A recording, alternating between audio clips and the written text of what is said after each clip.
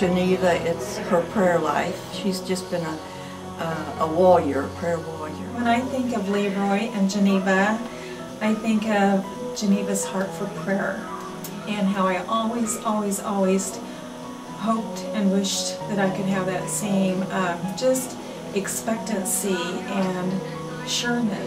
And when we first moved here, Leroy and Geneva were some of the first people that we got to meet. We just have always looked up to them as real spiritual giants. We know that they're real prayer warriors, and we really thank them and appreciate them. Leroy's always had the biggest, bluest voice in the church, you know. Praise God! Wouldn't have been around as high school student, probably wouldn't be a Christian today. And I'm going to miss you very, very much. I remember that high school Sunday school class. And all the years since then, I've always known that I was in your prayers. I could always feel the prayer. I'm all sure that Pat and I would be going to church here for Leroy and Geneva. Pat attended church without me the first Sunday, and Geneva met her out in the parking lot and grabbed her by the arm and said, you come sit with me. And Pat did, and they got along famously. Pat came home and told me what a great church this was, so friendly, and it was all due to Geneva and Leroy. When we first started coming to the church, the thing that impressed me the most about them was their ability to pray for people. They were the prayer warriors of the church. The second thing that I think of when I think of Leroy and Geneva is stability, foundation. They were always there. And the third thing I think of is support and encouragement. Because every time I turned around, Leroy was right there to support me, to encourage me, to say what a great job that we were doing in whatever Patty and I were doing. They were always supportive and always encouraging. And we're going to miss you guys. Leroy and Geneva, I just wanted to say thanks for helping me on my walk, especially you, Leroy. Always been a mentor there, always encouraged me in Rangers, as well as when I used to park my blade out the quarry and had conflicts and stuff, that he was always one that I could sit and visit to and got wise counseling from. The two thoughts that I had about Leroy and Geneva were, first, that I've been here for 17 years, and anytime I ever had a conversation with Leroy and Geneva, they were always encouraging. It didn't matter whether it was a simple greeting during a Sunday morning service or a more serious conversation, and I will always remember them for that. And I think the second thing is about legacy. You know, Bob Avery has been a big influence in my life. Bob was, when he was here in college, Geneva was a Sunday school teacher that he participated in, classes that she was teaching, and so, she invested herself into the life of somebody that now has an impact in my life. Who had kind of adopted me as a son when I came here to college, welcomed me back in as part of the family. I think back to the many things you've been to the church here. Geneva is a Sunday school teacher who put up with some pretty ornery college kids when I was here, who seemed to ply you with questions that had no answer, but you always found an answer.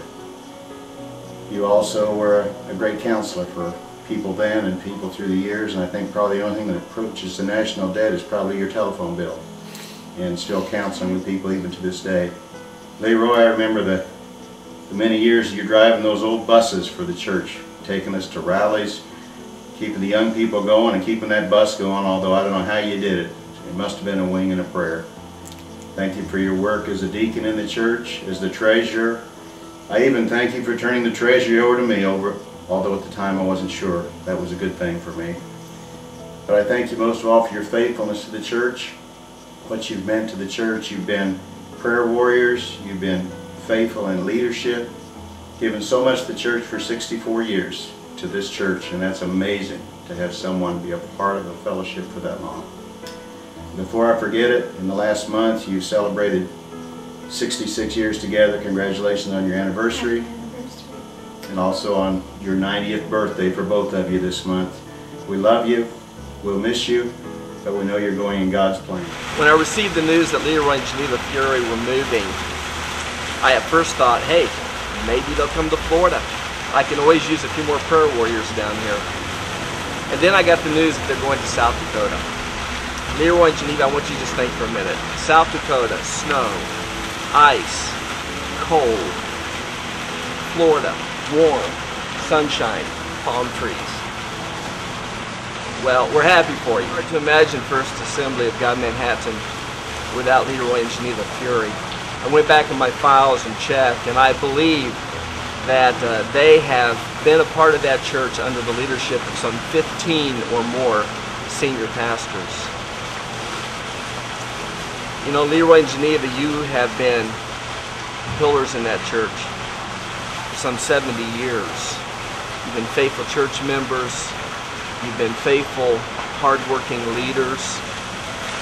You've been loyal and supportive and encouraging to the pastors that God has brought to that church. Now, only eternity will tell the impact that you have made on that church over all of these years, and all the many, many countless lives that you have touched of people who've been affiliated with First Assembly of God Manhattan. We love you. We already miss you, but we wish you God's very, very best. Because we had nothing, so we had to depend upon Him. But we started out as a very small congregation. I think there was about 10 of us the first service. And the Lord just began to multiply and bring them in. I was Sunday school superintendent, and I did an awful lot of personal contacts with people to try to get them to come. So we loved the church. That was our life. So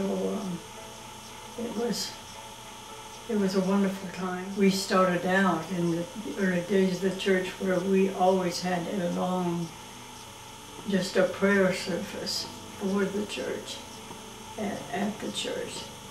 And I think that's the secret of how we even come out, because we was just we started in a little old basement that you had to climb up steps to get get in and out of the church.